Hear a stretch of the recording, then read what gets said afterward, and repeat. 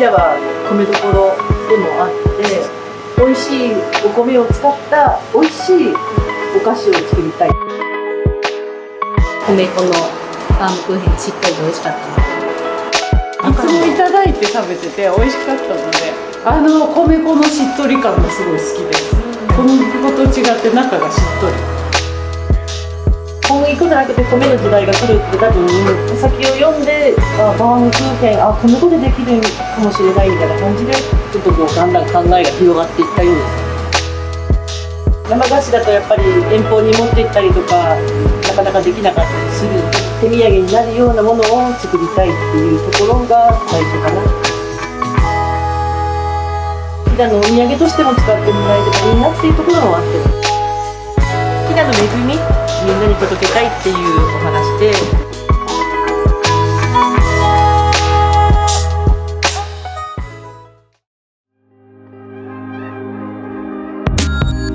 国道471号線沿い、国府町広瀬の交差点にある商業施設、国府リバーサイドショップタウン。その横を走る県道76号線を安国寺方向へ進みます。信号の交差点を渡って、そのまま直進します。国府町の美しい景色が広がります。高山本線の跨線橋を渡って、まだまだ直進します。こちらは国府中学校。もうちょっとまっすぐ進みます。こちらの信号を渡ったら、次の信号で反対側へ渡ります。すると、飛騨のお餅で有名なお先餅店さんの隣に、バームクーヘンの看板のおしゃれなお店があります。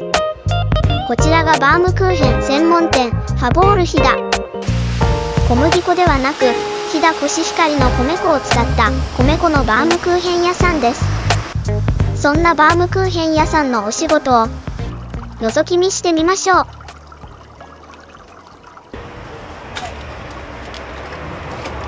皆さんご出勤の時間です。おはようございます。お願いします。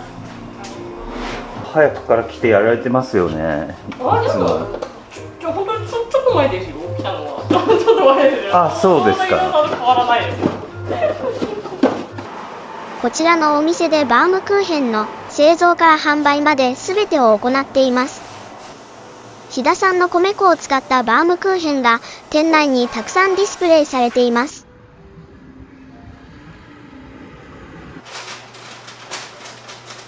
贈答用のセットも多種類あります。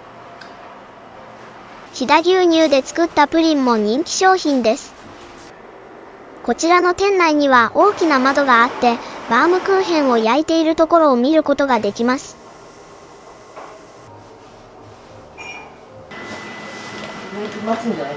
バームクーヘンの製造が始まりました。今日はプレーンタイプを作ります。自家製粉にした飛騨のコシヒカリの米粉をふるいにかけてきめ細やかに仕上げます。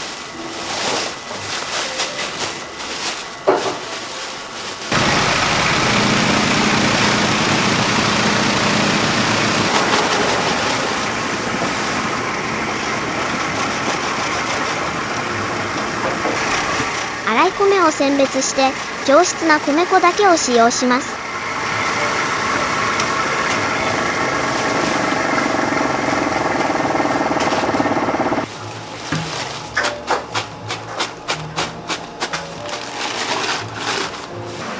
きめ細やかな米粉が準備できました。続いて卵を準備します。大量の卵を使用するので次々に割っていきます。素早くリズミカルに割っていて、まさに職人技です。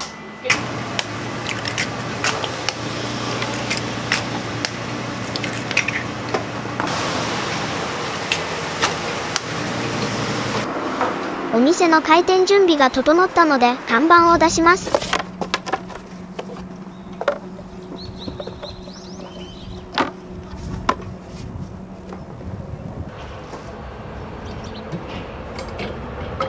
看板を取り付けたらお店のオープンです。バームクーヘンのバターを準備しています。店名のなんか由来っていうのってあるんですか？で飛騨の恵みを飛騨の良さをみんなに届けたいっていうお話で、恵みっていう言葉を一番かっこいいアルファベットなりフランス語なり英語なりを調べてたら、じゃあファボーレファボーレってファボーレもファボールも多分同じような、はい、ファボールはなんかスペインじゃなくて、多分そうファボールはフランスフランス語っていう話ですよ。バターを溶かしてそこに粉砂糖を加えます。そして先ほど準備した卵をたっぷり入れます。ミキサーでしっかりとかき混ぜていきます。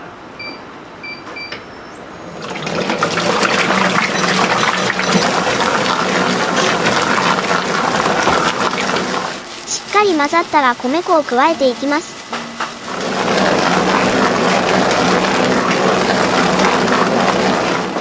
生クリームを入れて、そしてさらに米粉を追加します。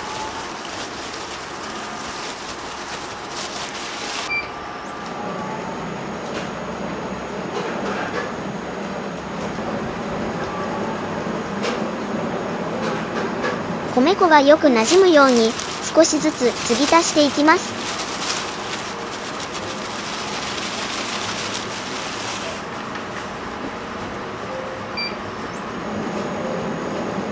これ一列入ってなかった。とても滑らかな生地が仕上がってきました。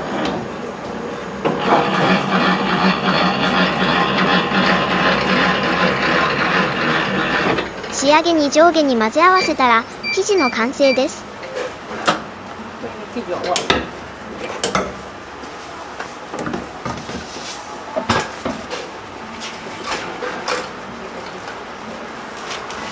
オーブンへ運んで焼く準備を始めます。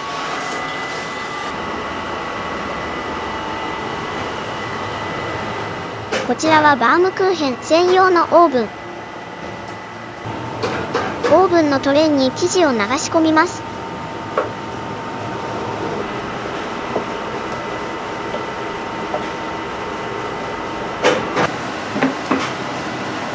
生地の準備ができたら綿棒を取り付けます。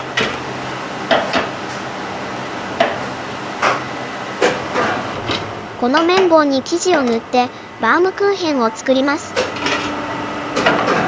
綿棒の準備ができたらいよいよ焼成開始です。回転する綿棒にトレイの生地を浸して塗りつけます。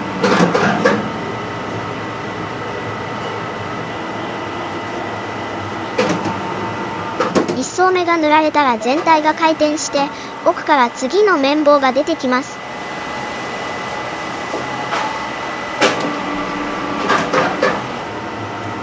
次の綿棒も同じように生地に浸して焼成していきます。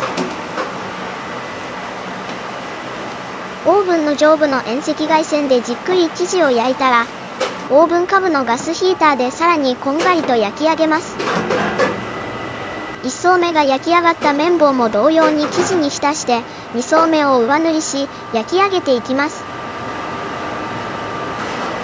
一層一層じっくりと焼き上げながら大きくしていきます。綿棒の両端には手作業で生地をかけて均等な形になるように形成します。オーブンの熱に耐えながらの過酷な作業です。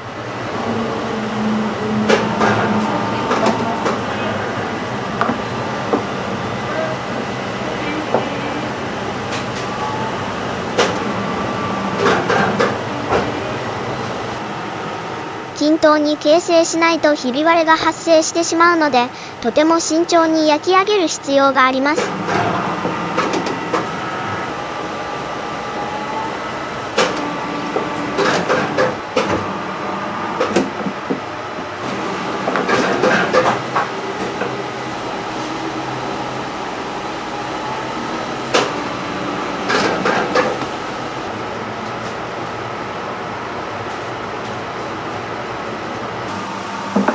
作業を繰り返すとだんだん大きな形に成長していきます。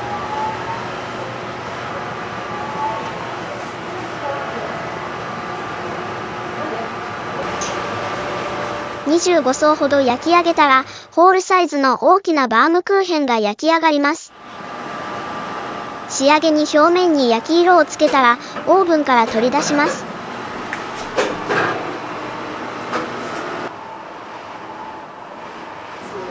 とっても美味しそうに焼き上がりました。お次はデコレーションの準備に取り掛かります。粉砂糖と寒天を溶かしてグラスを作ります。できたグラスをバームクーヘンの表面に塗っていきます。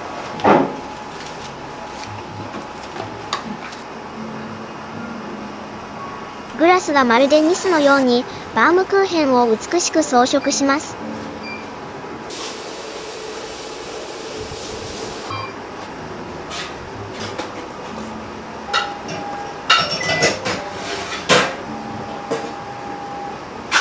キラキラと輝く仕上がりです。少し乾燥させてグラスを固めます。グラスが固まったらカットの作業に移ります。専用のカッターで均等な幅にカットします。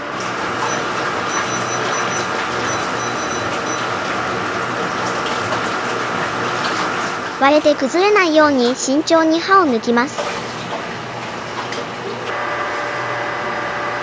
そして包丁を使ってカッターの切れ目に奥までしっかりと深く切り込みを入れていきます。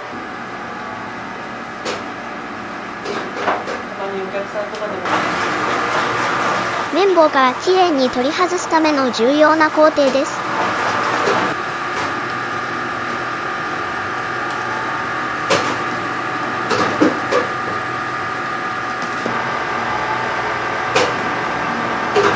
すべてきれいにカットされました。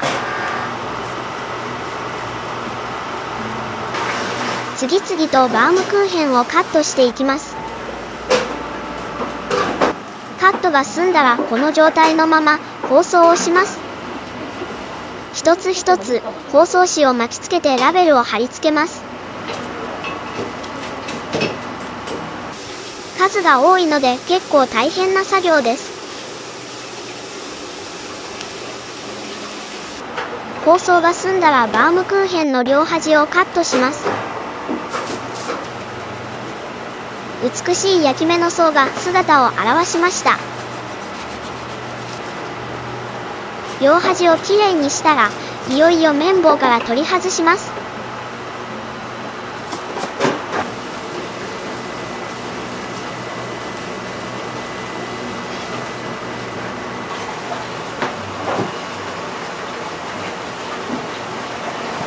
慎重にすべて綿棒から取り外してバームクーヘンを並べます。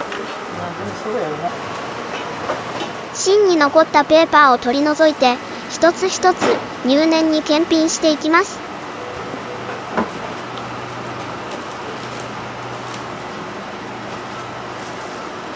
とても美しいバームクーヘンに仕上がっていますね。検品が済んだバームクーヘンを箱に入れます。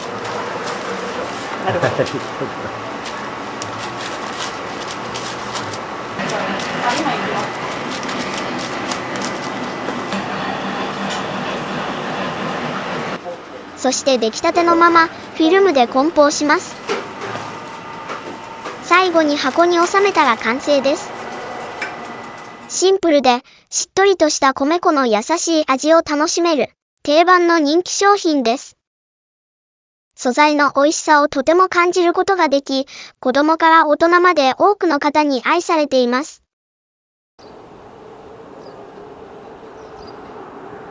そして別の日に、飛騨のほうれん草を使ったバームクーヘンの製造を覗き見しました。ほうれん草農家さん特製のほうれん草のペースト。ミキサーで滑らかに仕上げます。飛騨は日本有数のほうれん草の産地なので、その特性を生かしたバームクーヘンになります。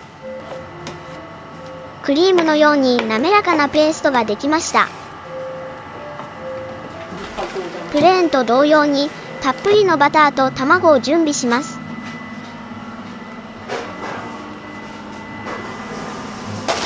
溶かしたバターに粉砂糖を入れて、そこに卵も加えます。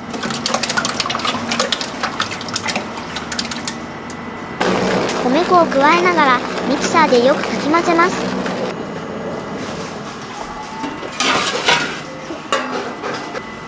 そしてここでほうれん草のペーストを流し込みます。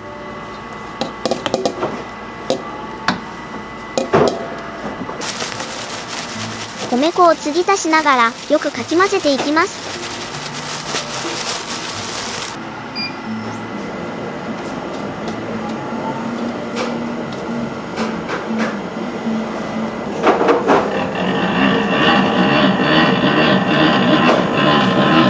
だんだんと生地が緑色に変わっていきます。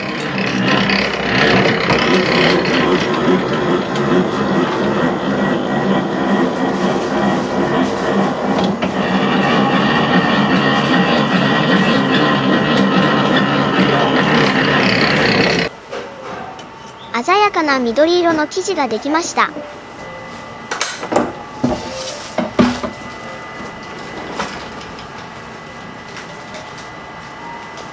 このほうれん草の大きいサイズだけはペーストが入る分ちょっと水分が多くなるので、ゆく焼きのためにちょっと温度ちょっと高めのちょっと長めにしっかり焼いてさらに夏場は今の時期からもうホールサイズは冷蔵販売で販売しております。ほうれん草自体がちょっと傷みやすいので、はいはいはい。焼き菓子といえ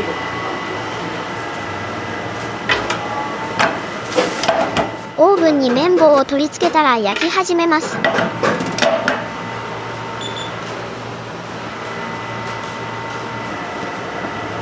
プレーンの時と同様に綿棒を生地に浸して一層一層焼き上げていきます。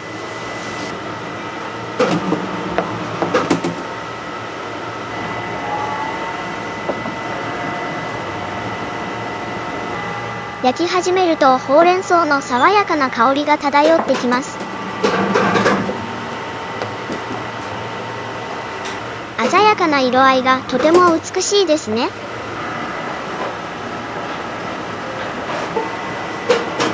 一層一層丁寧に生地を塗って大きくしていきます。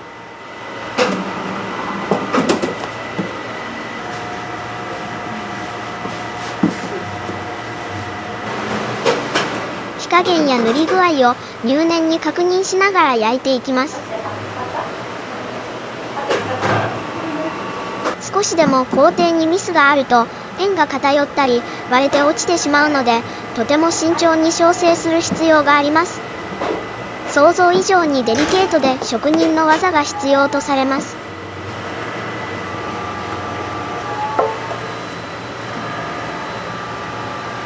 ほうれん草もプレーン同様に25層ほどの厚さにします。目的の大きさまで焼けたら表面をさらにじっくり焼きます。これの次から取り出して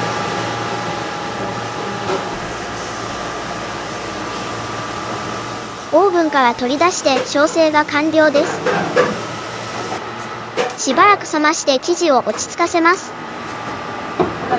休ませる間もバームクーヘンを回転させています。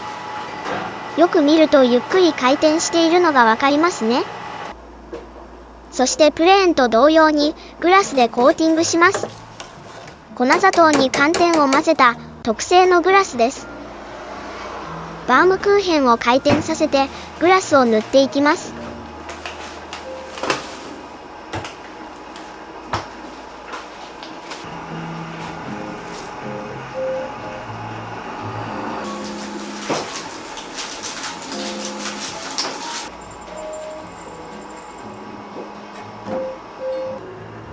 端まできれいに塗ったら完了です。キラキラに輝いていて美しいですね。しばらく乾燥させます。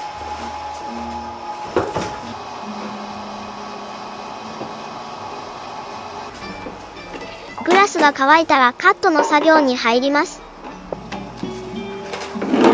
専用のスライサーを使って等間隔にカットしていきます。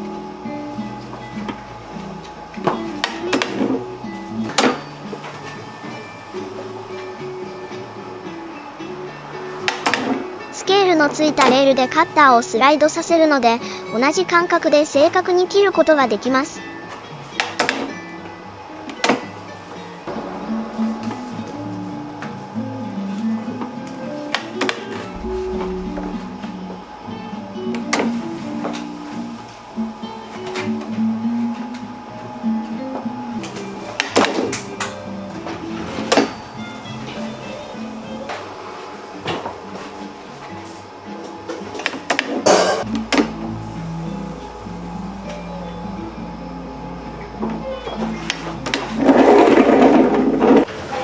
スライサーの切れ目を包丁でさらに深く切り込みます。ちっ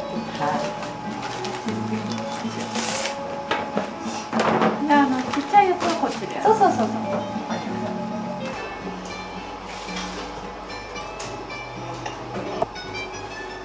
う。いとこの社長さんです。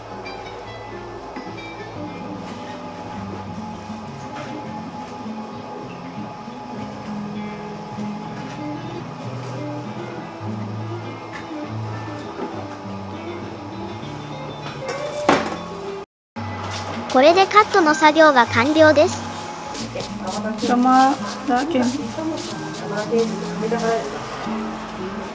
こちらもプレーン同様に包装をします。包装紙をぎゅっと巻いてラベルシールを貼ります。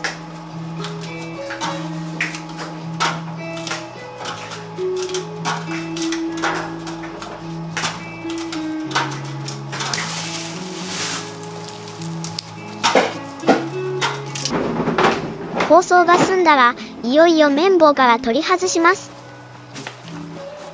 両端を切り落として、中心のペーパーを取り除きます。そして慎重に綿棒から取り外していきます。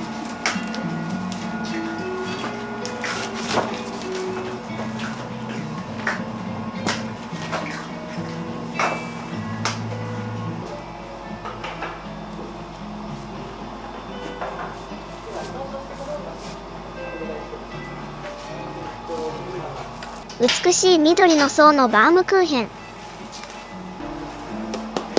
切りくずやペーパーを取り除いて検品します。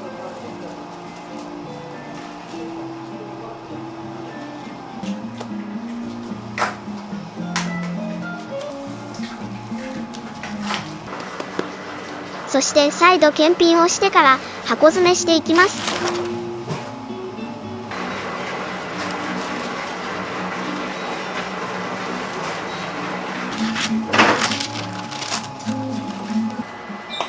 箱詰めが済んだらフィルムで梱包します。これにてほうれん草のバームクーヘンの完成です。ほうれん草と米粉の相性は抜群で、甘みの中に爽やかなほうれん草の風味を感じます。飛騨の特産品のほうれん草を使ったバームクーヘン。他にはないとっても個性的なバームクーヘンです。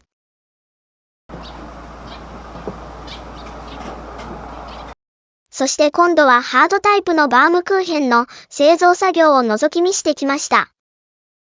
ゴツゴツとした見た目が特徴的で、普通のバームクーヘンとはとても印象が異なります。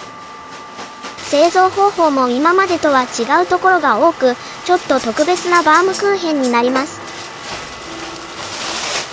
自家製粉の米粉をふるいにかけて、きめ細やかな米粉に仕上げます。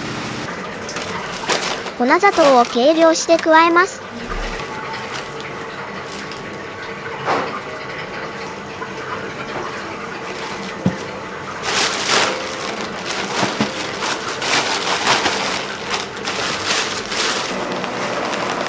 アーモンドパウダーを加えます。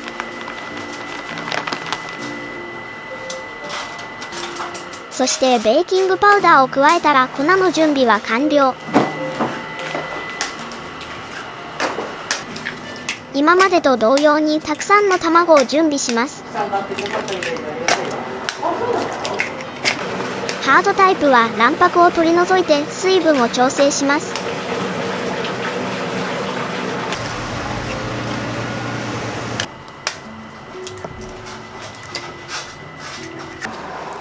ハードタイプのバターは芳醇な発酵バターを使います。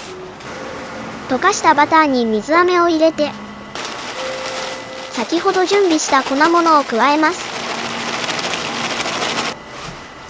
卵をたっぷり入れたらよくかき混ぜます。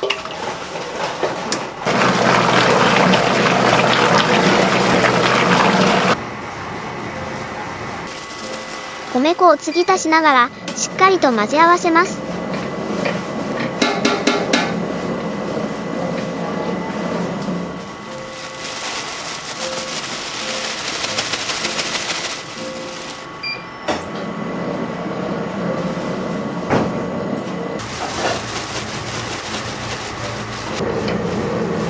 今までと違って粘度が高い生地になっています。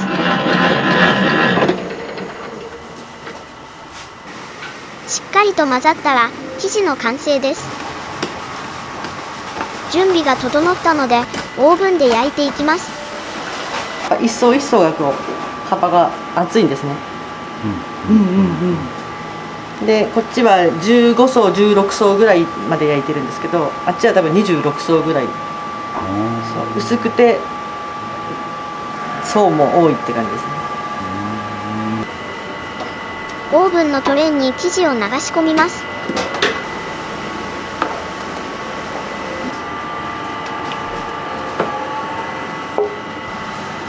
そして綿棒を取り付けます。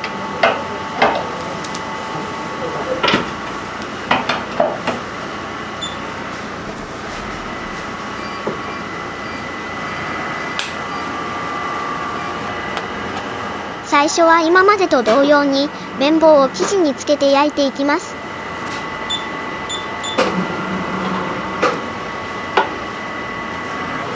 じっくりと回転させると凹凸が自然にできてきます。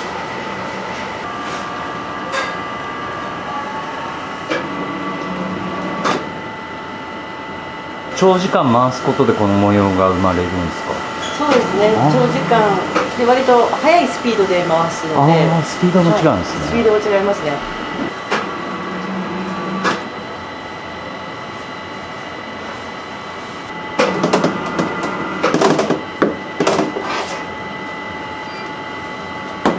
何層か焼いたら波形の器具でくぼみを作ります。これで均等な幅の凹凸が作れます。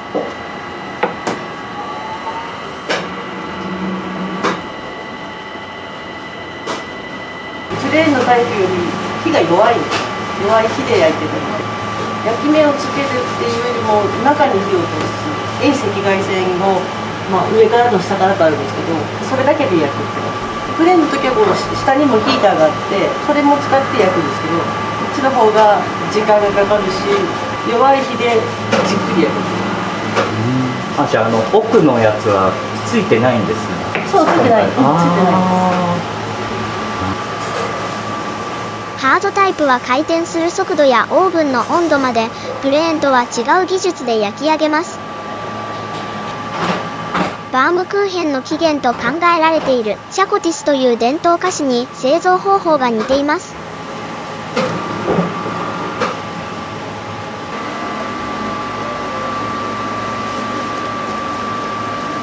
バームクーヘンがある程度大きくなってきたら生地を上からかけて塗っていきます。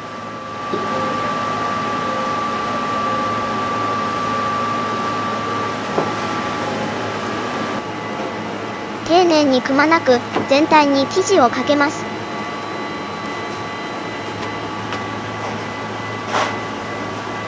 ゴツゴツの表面がより際立ってきました。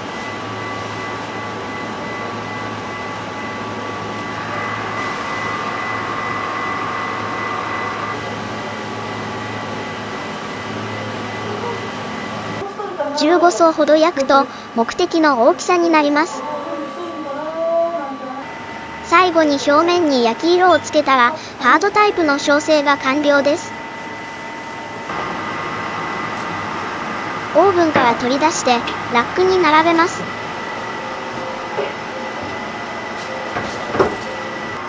こちらもしばらく置いて生地をなじませます。山脈のように不揃いな形や色がなんだかナチュラルな印象を受けます。ハードタイプにもデコレーションを施します。リキュールに粉砂糖を入れてお水を加えてよくかき混ぜます。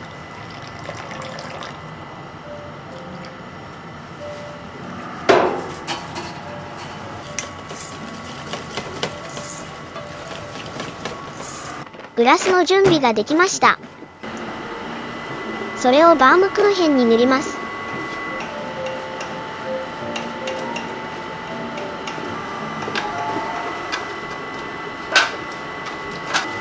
凹凸の隙間にもしっかりと塗っていきます。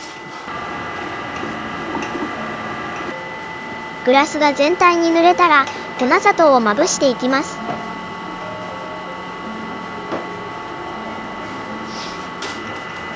グラスが接着剤の代わりになるので、粉砂糖が表面にきれいに定着します。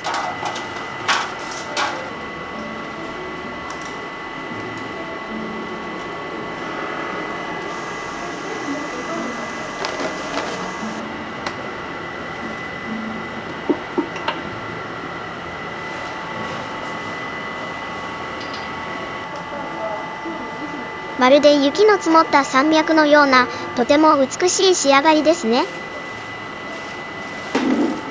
そしてスライサーで均等にカットしていきます。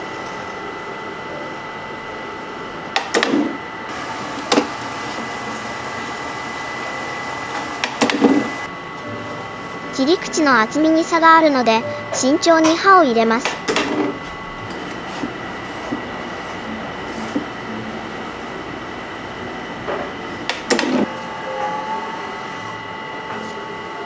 奥までしっかりと切り込みます。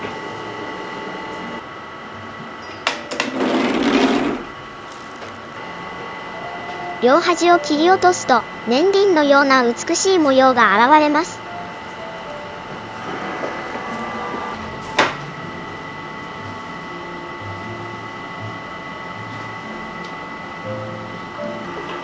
そして綿棒から取り外していきます。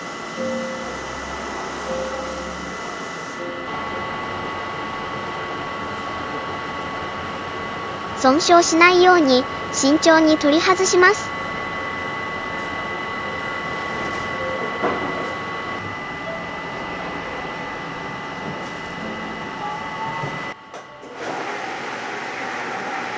中心のペーパーを取り除いてしっかりと検品していきます。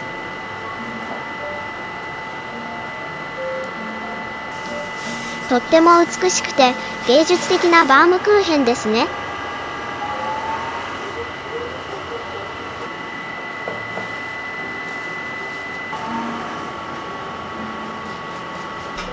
再度しっかりと検品してから箱に詰めていきます。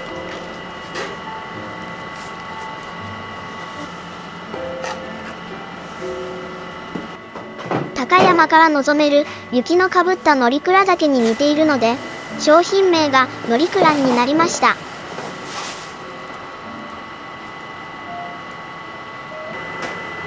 ハードタイプは小さいサイズの商品用にホールサイズを切り分けます。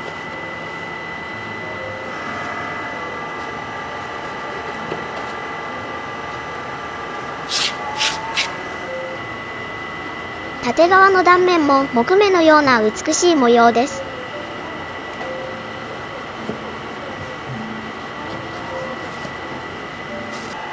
こちらもしっかり検品してパッケージングします。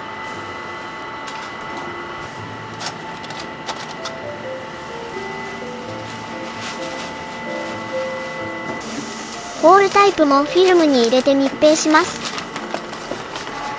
作りたてをすぐに密封するので美味しさを損ないません。一つずつシーリングをして密閉します。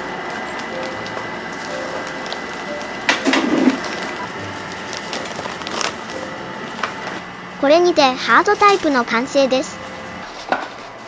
箱詰めをして売り場に陳列します。少し固めの食感と濃厚な味わいで食べ応えがあり、どこか大人の雰囲気を感じるバームクーヘンです。外側のサクサクな食感もたまらなく美味しいです。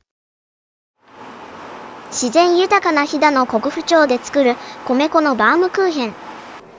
定番のプレーン、ほうれん草、ハードタイプ。ホールサイズは今回紹介したこの3種類ですが、ミニサイズはもっと種類が豊富です。いちごのバームクーヘン、玄米のバームクーヘン、そしてラム酒のバームクーヘン。いろいろな種類が入った詰め合わせセットも数多くあり、お好みの用途に合わせた商品を選ぶことができます。さらに秋の期間には飛騨産のリンゴで作るリンゴのバームクーヘンも発売しています。